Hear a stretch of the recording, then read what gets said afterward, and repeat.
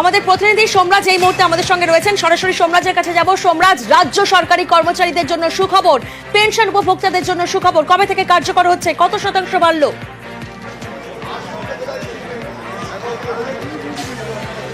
দেখো, 1 এপ্রিল থেকেই কার্যকরী হবে। রাজ্য সরকারি কর্মচারীরা আরো 4% ডিএ পাবেন। রাজ্য বাজেটে রাজ্যের অর্থ প্রতিমন্ত্রী চন্দ্রিমা ভট্টাচার্য তেমনটাই ঘোষণা করেছেন ইতিমধ্যেই, যে রাজ্য সরকারি কর্মচারীদের আরো 4% ডিএ বা মহার্ঘ ভাতা বাড়ানোর ঘোষণা করা হলো।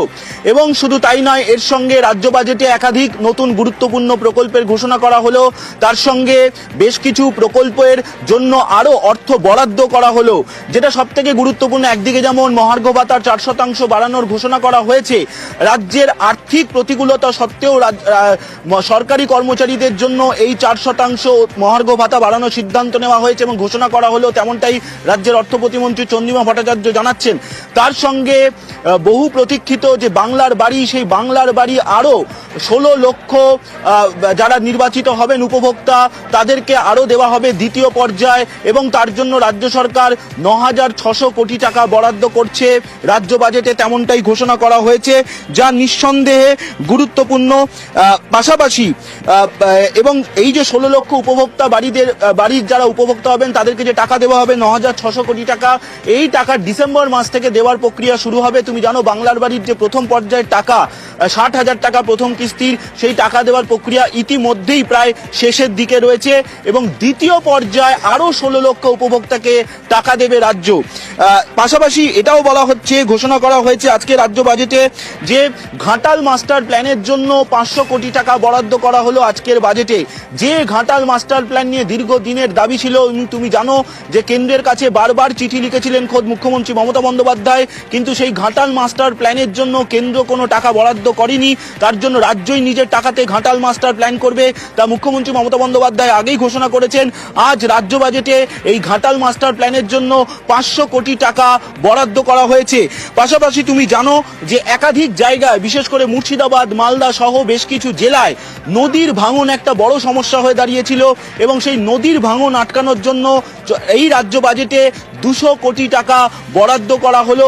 বিশেষত মুর্শিদাবাদ, মালদা এই জেলাগুলিতে যেভাবে নদী ভাঙন হচ্ছে, সেই নদীর ভাঙন আটকানোর জন্য এই 200 কোটি টাকা বাজেট বরাদ্দের কথা বলা হয়েছে আজ এই রাজ্য বাজেটে। এই রাজ্য বাজেট চলছে, রাজ্য মন্ত্রিসভার অর্থ প্রতিমন্ত্রী চন্দ্রিমা ভট্টাচার্য তিনি রাজ্য বাজেটে একাধিক প্রকল্পের কথা ঘোষণা করছেন।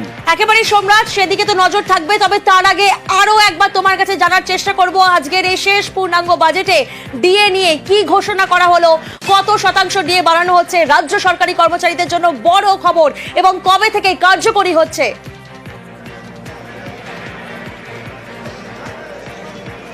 দেখো, 1 এপ্রিল, চলতি বছরের 1 এপ্রিল থেকেই কার্যকরী হচ্ছে রাজ্য সরকারি কর্মচারীদের জন্য 4% ডিএ বাড়ানোর ঘোষণা করা হয়েছে রাজ্য বাজেটে।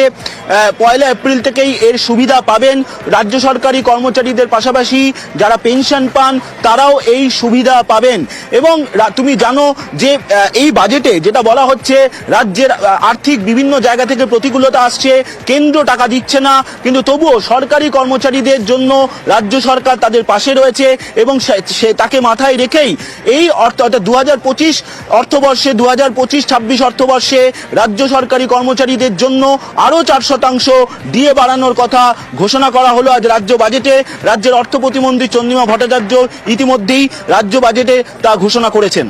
একেবারে রাজ্য বাজেটে চমক, 4% ডিএ বাড়ানোর প্রস্তাব, তার ফলে এবার থেকে 18% ডিএ পাবেন সরকারি কর্মীরা। এই বছরেরই এপ্রিল মাস থেকে কার্যকর হবে। আরো একবার আপনাদেরকে জানাবো, রাজ্য বাজেটে বড় চমক, 4% ডিএ বাড়ানোর প্রস্তাব, এর ফলে এবার থেকে 18% ডিএ পাবেন সরকারি কর্মীরা। এই বছরেরই এপ্রিল মাস, 1 এপ্রিল থেকে কার্যকর হবে। 26-এর ভোটের আগে শেষ পূর্ণাঙ্গ বাজেট, জনমুখী প্রকল্প থেকে বিভিন্ন দিকে নজর ছিল কোন কোন খাতে বরাদ্দ কত হচ্ছে, তবে এই বাজেটের সব থেকে বড় চমক 4% ডিএ বৃদ্ধি। পাশাপাশি আমরা নজর রেখেছি পথশ্রী প্রকল্পের জন্য বরাদ্দ করা হয়েছে 1500 কোটি টাকা। বাজেটে 2025-26 অর্থবর্ষের জন্য বিভিন্ন খাতে বরাদ্দ করা হয়েছে, যেখানে 350টি সুফল বাংলা স্টল তৈরি করা হবে, যার জন্য বরাদ্দ করা হয়েছে 200 কোটি টাকা। আশা ও অঙ্গনওয়াড়ি কর্মীদের মোবাইল দেওয়ার জন্য 200 কোটি টাকা বরাদ্দ করা হয়েছে।